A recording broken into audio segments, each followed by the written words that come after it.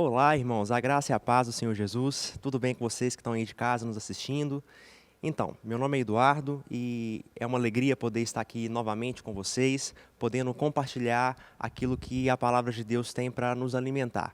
Que a gente possa, de fato, abrir o nosso coração para que a gente possa receber daquilo que o Senhor tem ministrado ao meu coração, daquilo que Ele tem me ensinado nesses últimos dias, para que a gente possa, de fato, avançar mais um pouco no conhecimento do Senhor. Amém? Antes da gente começar, eu quero só trazer alguns avisos, lembrar você de que você siga a gente no nosso canal do YouTube, né, Verbo da Vida BH. Você clica aí na barrazinha de se inscrever, clique também no sininho para que você possa ficar por dentro de todas as novidades, tudo aquilo que a gente for postando, né? Chega aí uma notificação para você no seu celular, no seu e-mail, para que você fique por dentro mesmo e possa receber tudo aquilo que a gente tem programado e preparado para você. Nos siga também nas redes sociais, né, no Verbo, @verbobh, para que você também possa ver por meio de lá aquilo que a gente tem feito, aquilo que a gente tem produzido e acompanhar de fato a nossa igreja. Né? Nossa igreja tem crescido, a gente tem feito bastante coisa para o Senhor, para o reino de Deus, e é importante que você, como membro dessa família, você esteja junto conosco, para que a gente possa de fato estender e multiplicar esse conhecimento. Você compartilhe esse vídeo no seu WhatsApp, no seu Telegram, com várias pessoas, para que mais gente seja alcançado por aquilo que a gente tem para alcançar você nesse dia. E eu quero que você abra sua Bíblia comigo, lá em Filipenses, no capítulo 3. Nós vamos tratar de algumas coisas interessantes nesse momento. E aí a gente vai falar a partir do versículo 7, Filipenses 3, verso 7. Antes da gente ler o texto, eu quero só fazer uma introdução. Né? Paulo aqui está falando sobre pessoas que estavam ali no meio da igreja a qual ele estava escrevendo, né? A igreja que se encontrava em Filipos, na verdade.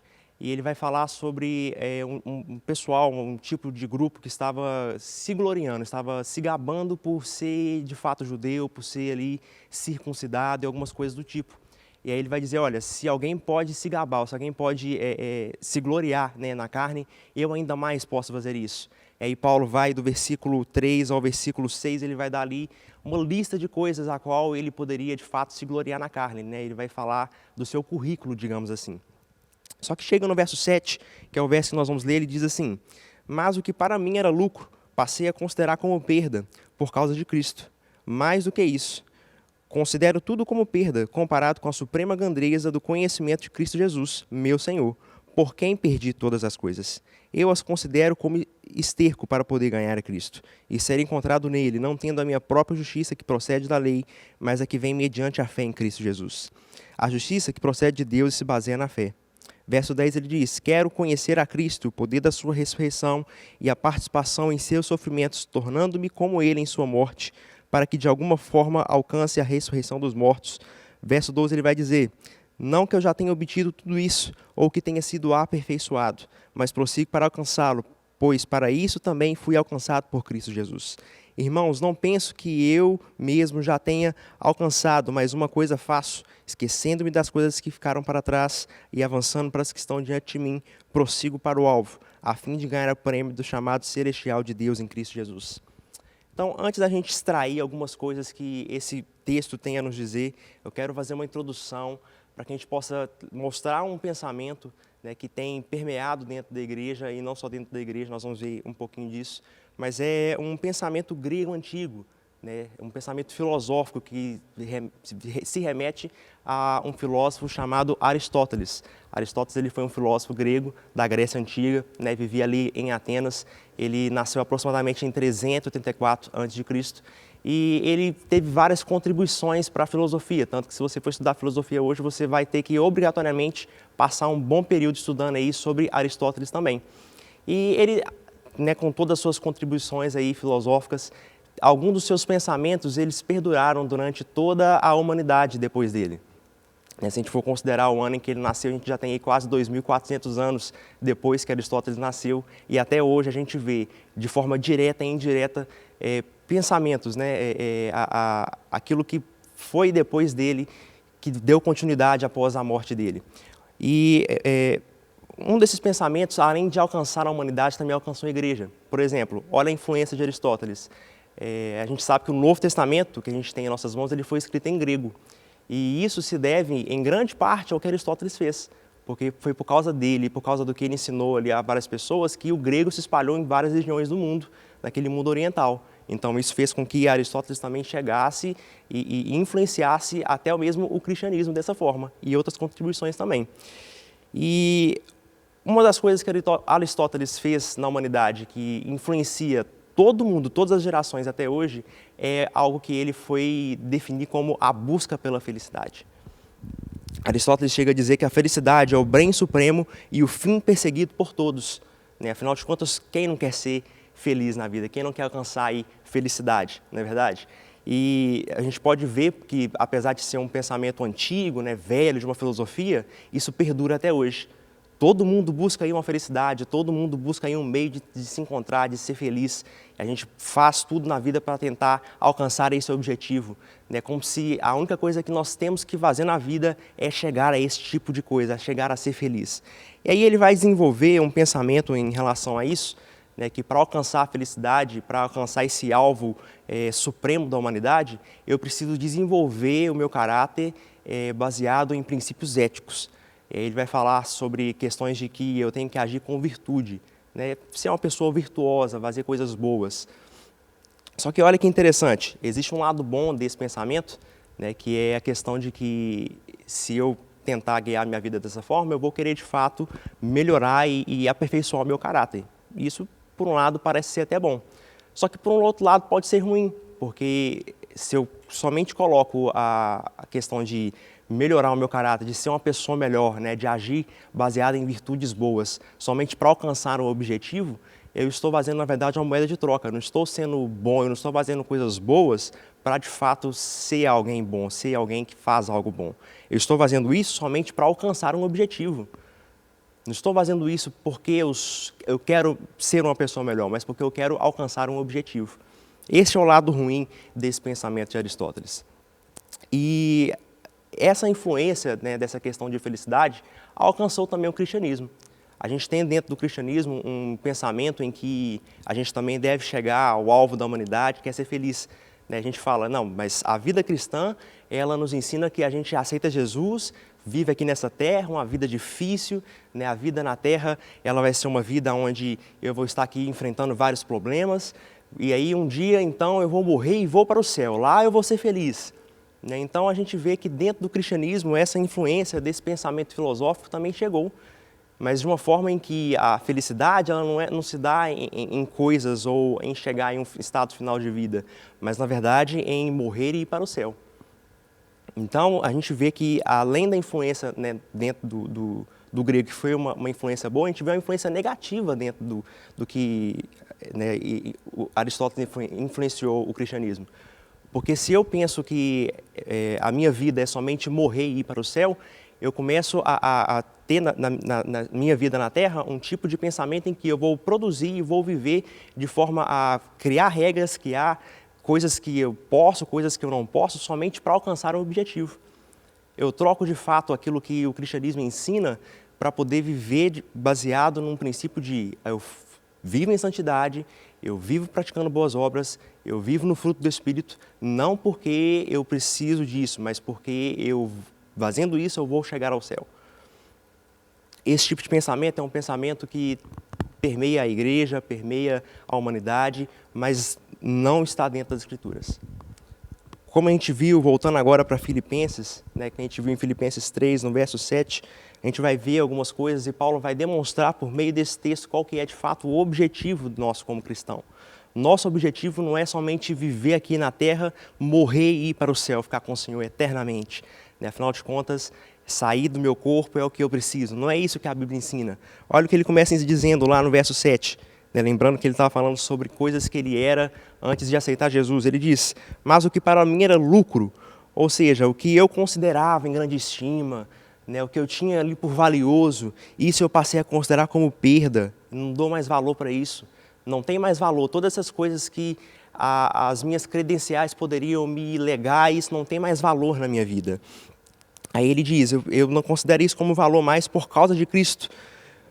Mais do que isso, Paulo ele começa a usar uma linguagem aqui em que ele vai ser redundante, ele vai começar a usar as mesmas expressões para falar a mesma coisa dentro de vários versículos. Ele começa a repetir as coisas que ele está dizendo.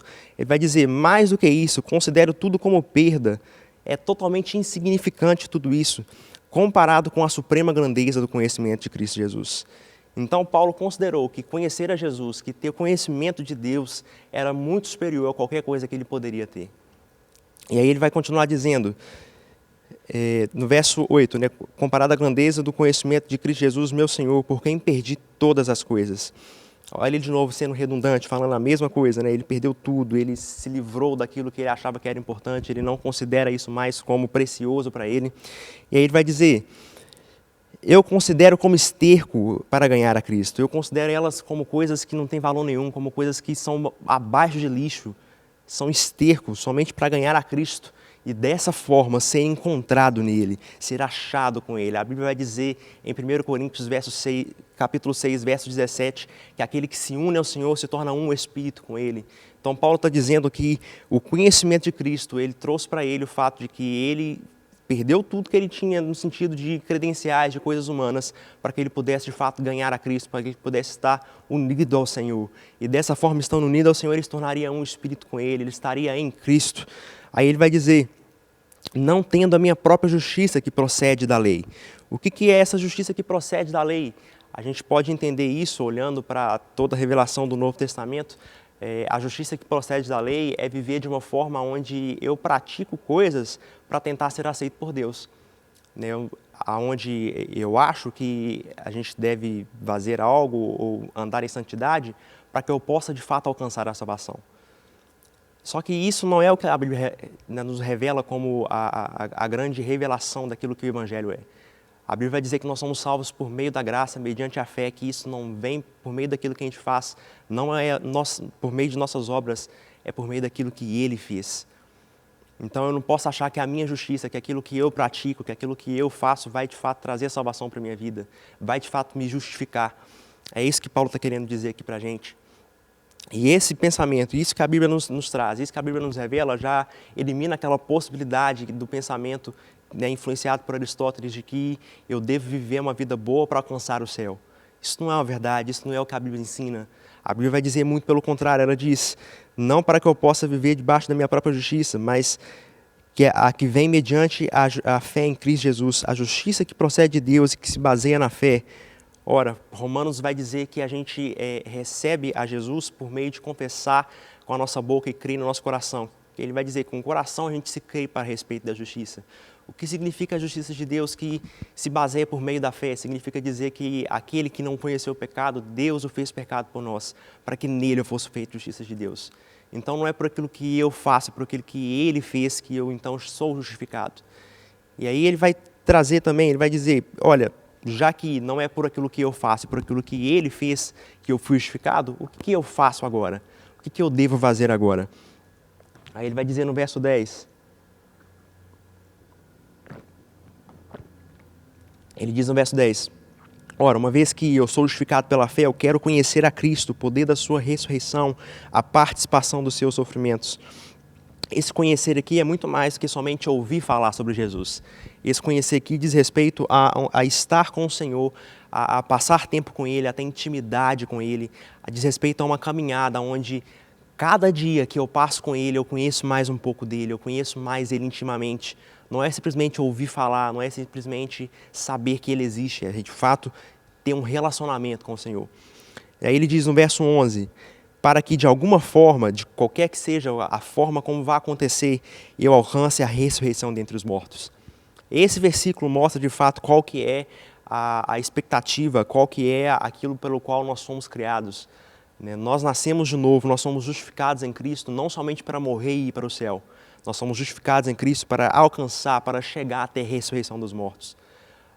O nosso alvo, o nosso objetivo não é simplesmente a felicidade, é de fato a ressurreição dos mortos. Não é que Paulo está negando aqui que ressuscitar dos mortos vai deixar de ter um estado de felicidade.